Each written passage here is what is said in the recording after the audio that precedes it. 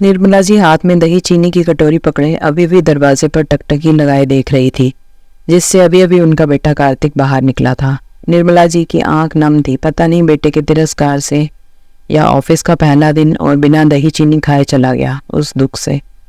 बहुत देर खड़े रहने के बाद निर्मला जी ने दही की कटोरी मेज पर रख दी और खुद वही कुर्सी पर बैठ गई, मानो अभी भी बेटे के लौटने का इंतजार कर रही हो। बैठे बैठे अचानक वो अतीत में चली गई, जब पति माधव की मृत्यु के बाद 6 साल के बेटे को सीने से लगाए वो जार जार रो रही थी। माँ मत रो, मैं हूं ना तेरे पास, कार्तिक ने उसकी गोद में बैठे बैठे उसके आंसू पोंछते हुए कहा। अचानक निर्मला जी जैसे नींद से जागी हो। हाँ तू है ना। फिर उसे जोर से सीने से भींच लिया, पर इस बार उन्होंने अपने आंसू पीने की कोशिश की, क्योंकि उनका बेटा, उनका कार्तिक जो उनके पास था, जिसके लिए उन्हें खुद को संभालना था। माँ भूख लगी है। थोड़ी देर बाद कार्तिक बोला। हाँ रुक, अभी लाती हूँ कुछ खाने को। निर्मला जी तुरंत खड़ी हो गई और बेटे को रसोई में से बिस्किट लाकर खिलाने लगी।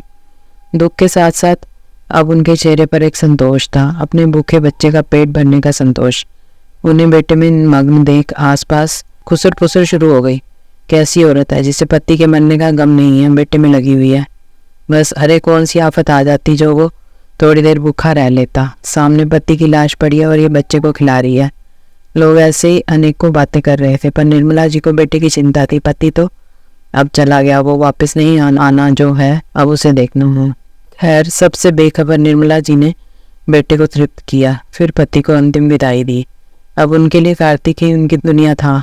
उनके मायके वालों ने उन्हें अपने साथ ले जाने को कहा, पर निर्मला जी नहीं चाहती थी उनके बेटे के साथ उसके ननिहाल में परायों सा व्यवहार हो।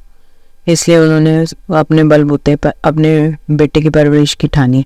एक स्कूल में आया कि नौकरी पकड़ ली, जिससे बेटे को भी पूरा वक्त दे पाए। माँ जल्दी से मुझे दही चीनी खिला दो, मेरी परीक्षा का समय हो रहा है। हर परीक्षा से पहले कार्तिक माँ से कहता। निर्मला जी बड़े प्यार और विश्वास के साथ उसे दही चीनी खिलाती, मानो उन्हें पूरा विश्वास हो कि ये दही चीनी उनके बेटे को हर सफलता देगी। माँ देखो, मैं 10वीं में सारे जिले में प्रथम आया हूँ। बेटे ने आकर माँ को गले लगाकर कहा। जुग जुग जिए मेरा बेटा, ऐसे ही तरक्की करता रहे बस। निर्मला जी उसकी बलैयाँ लेते हुए कहती। बस माँ, मैं पढ़ लिख कर नौकरी पर लग जाऊँ, फिर तुम्हें ये काम नहीं करने दूंगा। बेटा जब जब ऐसा कहता, निर्मला जी अपने बेटे पर बलिहारी जाती। समय बीतता रहा और कार्तिक ने MBA करके एक अच्छी कंपनी में नौकरी पकड़ ली और आज उसी का पहला दिन था। निर्मला जी दही चीनी के साथ उसको आशीर्वाद दे रही थी, पर आज जाने क्यों कार्तिक को उस दही चीनी की ज़रूरत महसूस नहीं हुई। बल्कि निर्मला जी ने जब उसे खुद से खिलाना चाहा तो उसने झुंझला कर कहा, माँ दही चीनी से सफलता नहीं मिलती, वो अपनी मेहनत से मिलती है। कार्तिक मानो घमंड से बोला। बेटा बचपन से तो तू यही खाकर किसी अच्छे काम को जाता आया है, फिर आज क्या हुआ? निर्मला जी ने कहा। माँ तब मैं बच्चा था, अब एक कंपनी में लाखों का पैकेज पा रहा हूँ, वो भी अपनी मेहनत से। ये बोल कार्तिक निकल गया और निर्मला जी आंसू भरी आंखों से उसे तकती रही।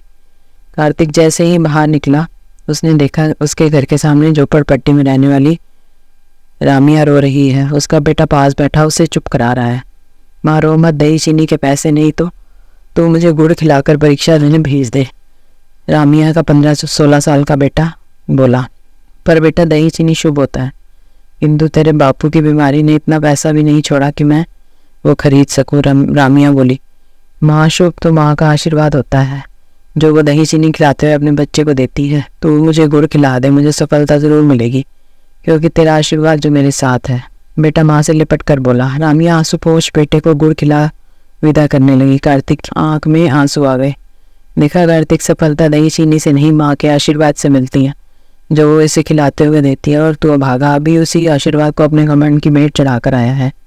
कार्तिक के मन से आवाज आई। कार्तिक भागता हुआ घर के अंदर आया और कुर्सी पर बैठी माँ के चरणों में बैठ गया। तू गया नहीं? निर्मला जी आंसू पोंछते हुए हैरानी से बोली। तेरे आशीर्वाद के बिना कैसे जा सकता था? मुझे दही चीनी खिला और मेरी मेहनत के साथ अपना आशीर्वाद भी जोड़ दे, जिससे तेरा बेटा हर कदम सफलता पाए। कार्तिक बोला। निर्मला जी ने खुशी खुशी उसे दही चीनी खिला आशीर्वादों की झड़ी लगा दी। कार्तिक माँ के पैर छू जाने लगा। इस बार उसके चेहरे पर घमंड नहीं, आत्मविश्वास था। मानो माँ के दही चीनी खिलाने से अब उसके चारों तरफ सुरक्षा घेरा बन गया, जो उसे हर कदम सफलता दिलाएगा।